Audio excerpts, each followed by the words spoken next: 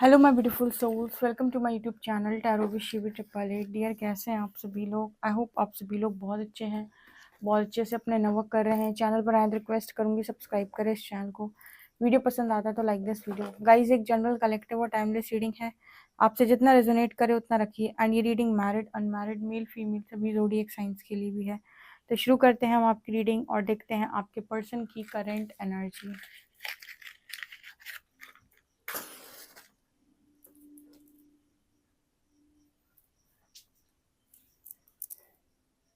मेरे व्यूअर्स के पर्सन की करंट एनर्जी क्या है? यहाँ पर हार्ट दिख रहा है, सबसे पहले दिल। एक सॉन्ग चैनल हो रहा है, दिल ने तुमको चुन लिया है, तुम भी इसको चुनो ना, ऐसी कुछ है ना, सुन लो ना। वही सॉन्ग, दिल देखा ना तो वही सॉन्ग एकदम आया माइंड में। तो ये कोई दिल देना चाहता है आपको। वाह, दिल में हो तुम, आंखों में तुम, पहली नजर से ही यारा।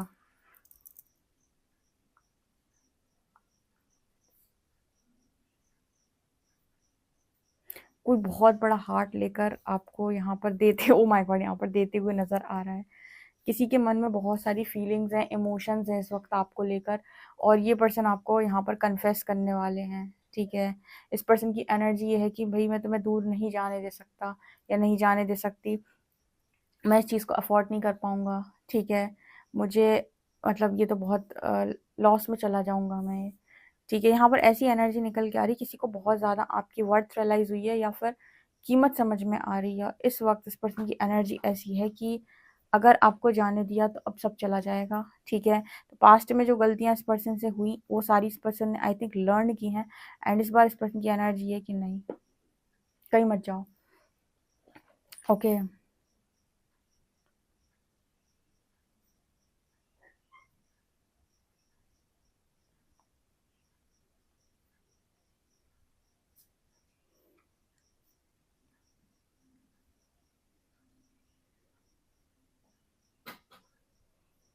ये पर्सन आपके बारे में बहुत ज़्यादा सोचते हुए भी नज़र आ रहे हैं। अच्छा, इस वक्त ना अगर कोई बीच में आएगा या फिर जैसे होता है कई बार कि इंसान जो है रेडी होता है पर लोग बीच में आ जाते हैं, फैमिली में चीज़ें बीच में आ जाती हैं, अलग तरीके से कलेश होने लगते हैं। ठीक है, कभी कोई नहीं मान रहा, कभी कोई नहीं मान रहा। तो यहाँ पर ऐसा मैसेज है कि कोई माने ना माने, आपके पर्सन को कोई मतलब नहीं है। ये पर्सन दुनिया के अगेंस्ट भी जा सकते हैं इस समय पर, जो इस पर्सन की एनर्जी है। लेकिन इस पर्सन को देखो, जब हम किसी चीज़ की कीमत पता होती है ना, तो हम उसे अपनी लाइफ में ठहरने के लिए जितने एक्शन लगते हैं वो सारे लेते हैं। हम एक्शन कब नहीं लेते? जब हम श्योर नहीं होते या फिर हमारे दिमाग में कुछ और पकड़ा होता है। जब भी बात ये हो ना कि कोई इंसान ने तुम्हारे लिए एक्शन नहीं लिया, इसका मतलब है कि या तो वो इंसान तुम्हें लेकर श्योर नहीं था, या तुमसे अच्छी चीज़ें उससे दिखाई दे रही हैं, या फिर वो अभी मतलब उसे लग रहा है कि तुम्हारे साथ क्या ही फायदा है, कोई और अच्छा मिल जाएगा या किसी और के साथ बढ़िया ज़िंदगी कट जाएगी। इसका मतलब है कहीं न कहीं जब भी कोई इंसान आपको लगे कि कोई एक्शन क्यों नहीं ले रहा है, इसका मतलब है कि उसके दिमाग में कुछ ना कुछ तो चल रहा है। या तो आपसे बेहतर की तलाश में है, या वो आपको लेकर श्योर नहीं है, उसे ट्रस्ट इश्यूज़ हैं, राइट? लेकिन जब कोई व्यक्ति श्योर होता है या उसको ये है कि नहीं, मुझे यही इंसान चाहिए, ये मेरे लिए बहुत कीमती है, मेरे लिए बहुत, तो फिर वो 100% एफर्ट्स लगाता है। ठीक है, उस चीज़ को प्राप्त करने के लिए। तो जैसे अगर पास्ट में ये पर्सन कंफ्यूज थे तो थे, पर अब नहीं है। इस पर्सन की एनर्जी में ये नज़र आता है कि कितने भी एफर्ट्स आपके लिए लगाने पड़े, ये पर्सन लगाएंगे। जनरली जब आप किसी के साथ शुरुआत में किसी कनेक्शन में मिलते हो, तो उस इंसान को आपसे अटैचमेंट तो हो जाती है, लेकिन लॉजिक्स लगाना वो इंसान बंद नहीं करता है। लॉजिक्स में यहाँ पर होता क्या है कि उस इंसान को लगता है मिल गए तुम ठीक, तो नहीं मिले तो कोई तो मिल ही जाएगा। कर्मा का रूल उसे मालूम नहीं होता है। दूसरा कि इंसान को लगता है कि मेरी सारी 100% जो भी चीज़ें हैं वो सब उसमें मुझे मिलनी चाहिए, कुछ कमी ना हो। ठीक है, तो इंसान जब किसी चीज़ की कदर नहीं कर रहा होता या किसी चीज़ की कीमत नहीं समझ रहा होता है, तो वहाँ पर वो अपना सब कुछ अप्लाई करता है कि मेरा सब कुछ अगर होगा तो ही मैं इस कनेक्शन में आगे बढ़ूँगा, नहीं तो कोई तो मिल ही जाएगा, नहीं तो इससे बेहतर लोग अवेलेबल हैं। लेकिन जब तुम्हें किसी चीज़ की कीमत समझ में आ जाती है या तुम्हें किसी चीज़ की कदर समझ में आ जाती है, फिर तुम अपना पूरा एफर्ट लगाते हो कि भैया अगर अब ये गया तो अब इसके जैसा दूसरा नहीं मिलेगा। तो यहाँ पर ऐसी एनर्जी मेरे को आपके पर्सन की रीडिंग में अभी फ़िलहाल दिखाई दे रही है कि आपको लेकर इस पर्सन के ख़यालात कुछ ऐसे हैं। मुझे ऐसा लगता है इस पर्सन ने ऑप्शंस ट्राई करने के बाद ऐसा मन बनाया है। वही बात है कि आप सीखना चाहते थे, आपको ये था कि नहीं मुझे और चीज़ें अनुभव करनी है, तो भैया ठीक है, कर लो अनुभव। अब आपकी बारी है, आप ऐसे इंसान को जगह देंगे, नहीं देंगे, जो करेंगे सो करेंगे। ठीक है, आपकी ख्वाहिश है, आप क्या करना चाहते हो।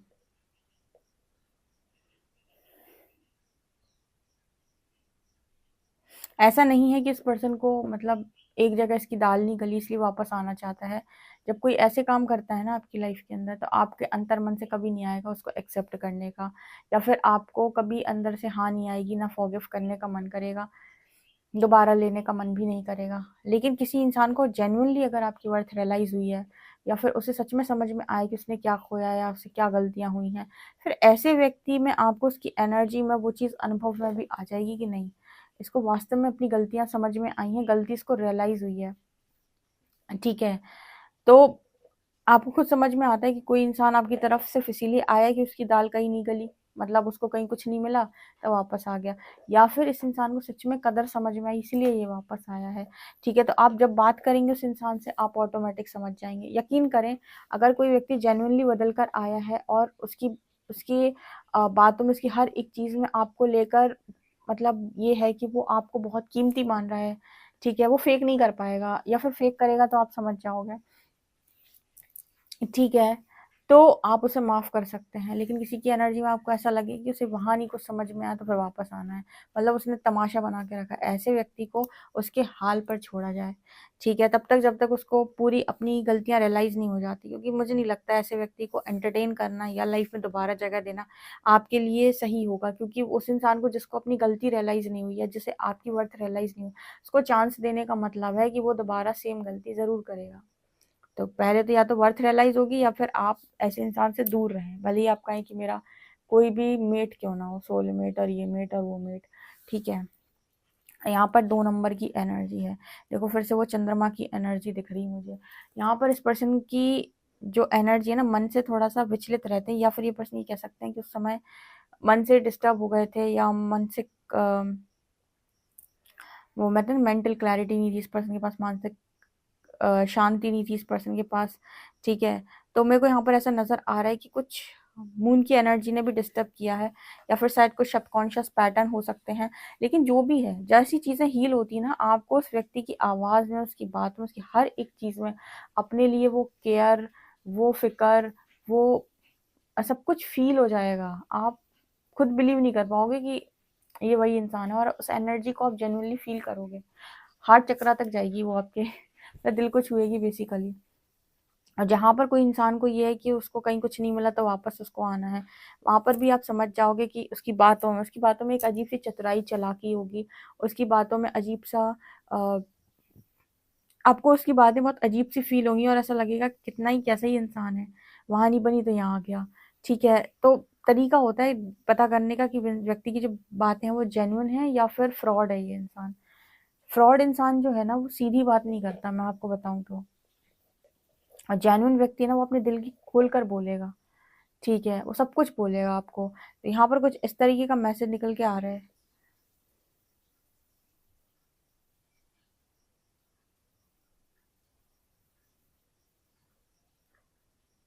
ये पर्सन यहाँ पर आपसे ये भी कहना चाहते हैं कि जिस दीवार को मेरी तरफ से बनाया गया था, आप और इस पर्सन के बीच में, जो दीवार इस पर्सन ने खड़ी की थी, इस दीवार को ये पर्सन खुद ही गिराएँगे।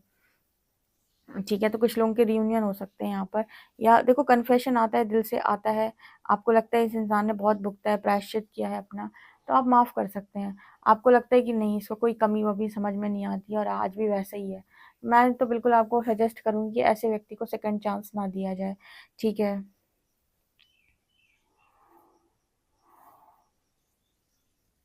हर व्यक्ति को समझने की ज़िम्मेदारी आपकी नहीं है, सबका ठेका आपने लेकर नहीं रखा है। कुछ लोगों को कभी-कभी इग्नोर भी किया जाता है, या फिर थोड़ा नासमझ बनना भी अच्छा है। हर बार आप समझ लें, आप उसकी हर मजबूरी समझ लें, आप उसकी हर एक चीज़ को समझ लें, सही नहीं है। अगर इंसान बदला हुआ है तो आप समझें, साथ निभाएँ, आगे बढ़ें, ठीक है, आप हमेशा एक दूसरे को अंडरस्टैंड करें। लेकिन जिसको कदर ही नहीं है, उसके साथ तो आप एक बार कितना भी समझ लो, 1 बार, 2 बार, 3 बार, 4 बार, वो हमेशा यही आपको रियलाइज़ करवाएगा कि आप बेवकूफ़ हैं, जो आप मुझे इतना डीपली अंडरस्टैंड करते हैं। मेरी चोरियों को भी आप डीपली अंडरस्टैंड करते हैं, मेरी गंदी हरकतों को भी आप डीपली अंडरस्टैंड करते हैं। तो वो एक दिन आप अपने सर पकड़ के रोओगे बहुत ज़्यादा, ठीक है? तो बेईमान इंसान को सबक सिखाने का एक तरीका है कि उसे छोड़ दिया जाए उसके हाल पे, ठीक है ना? तो इस तरीके का मैसेज निकल के आ रहा है।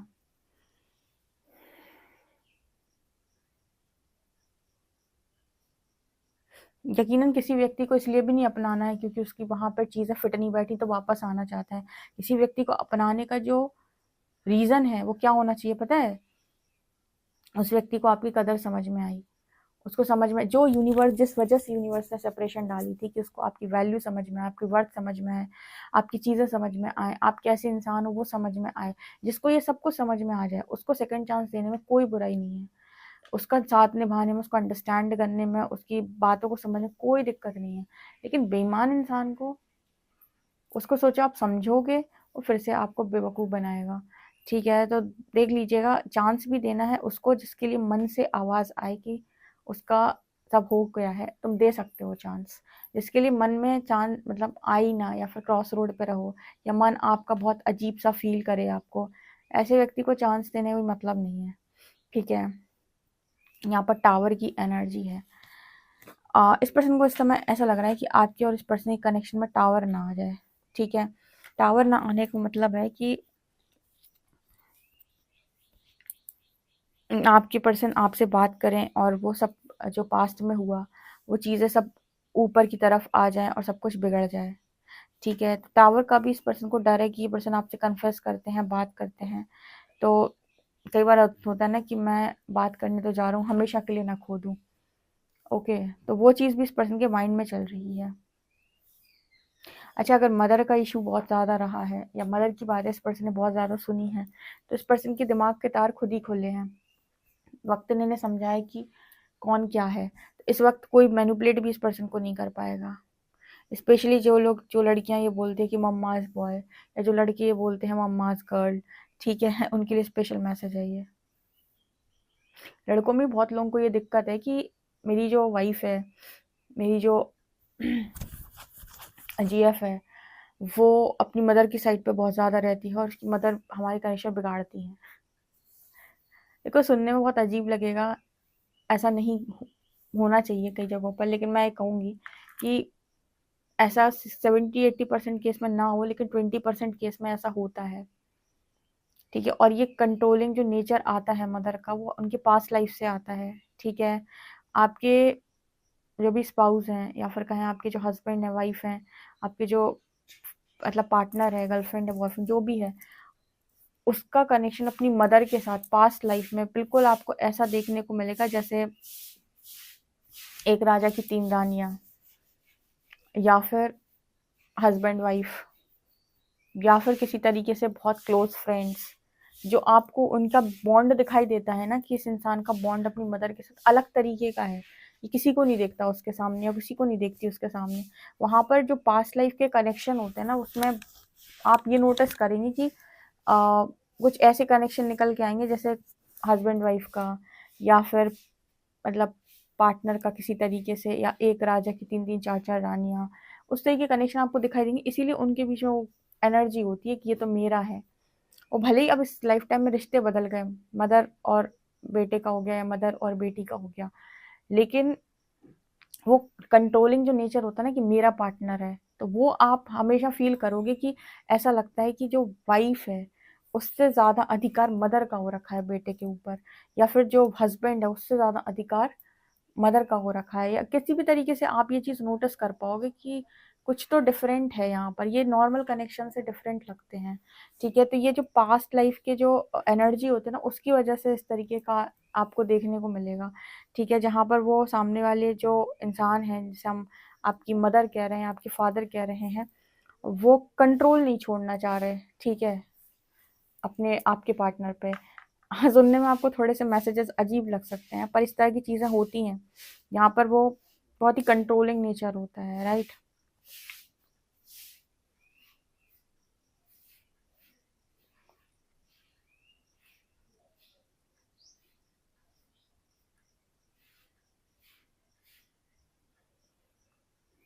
चलिए देखते हैं कार्ड्स क्या बताते हैं आपके लिए। मेरे जो व्यूअर्स उनके पर्सन की करंट एनर्जीज क्या हैं।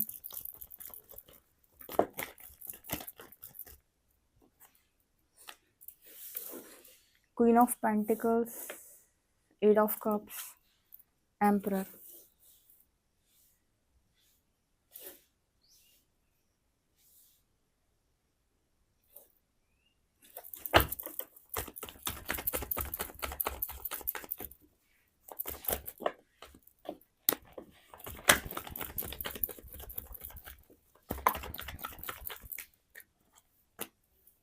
Nine of cups,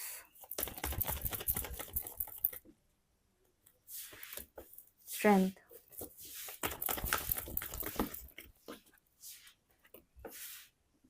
tower, page of pentacles, lovers bottom से। यहाँ पर ऐसा नज़र आ रहा है कि आपके पर्सन की जो लाइफ की स्थिति है इस समय पर बिल्कुल भी ठीक नहीं है, और इन्हें ये चीज़ बहुत अच्छे से रियलाइज़ हो गई कि आप इनकी लाइफ में एकमात्र खुशी है। ठीक है, इनकी खुशियाँ जिस दिन आप आ जाएंगे इस पर्सन की लाइफ में, उस पर्सन के 9 कप्स भर जाएंगे। ऐसा इस पर्सन को लगता है कि आप हो तो ये 9 कप्स का कोई मीनिंग है, अगर आप नहीं हो तो फिर इन्हें अपनी कोई भी खुशी खुशी नहीं लगती। इस तरह की एनर्जी इस पर्सन की है। इस पर्सन ने आपसे मूव ऑन करके देख लिया, आपसे दूर जाके देख लिया, लेकिन जहाँ पर कनेक्शन लवर्स का हो, मूव ऑन पॉसिबल नहीं है। स्ट्रेंथ कार्ड यहाँ पर ऐसा नज़र आता है कि इस पर्सन ने ना मूव ऑन करने में ऐसा लगा कि इस पर्सन की दम निकल गया। ठीक है, जहाँ पर आप किसी के साथ बहुत स्ट्रांगली कनेक्टेड हो, आप किसी को बहुत ज़्यादा चाहते हो, वहाँ पर मूव ऑन करके दिखाना, ठीक है, तुम्हारे को ऐसा लगेगा कि मेरे को मतलब मुझे मूव ऑन करने में मेहनत लग रही है, आपका दम निकल जाएगा।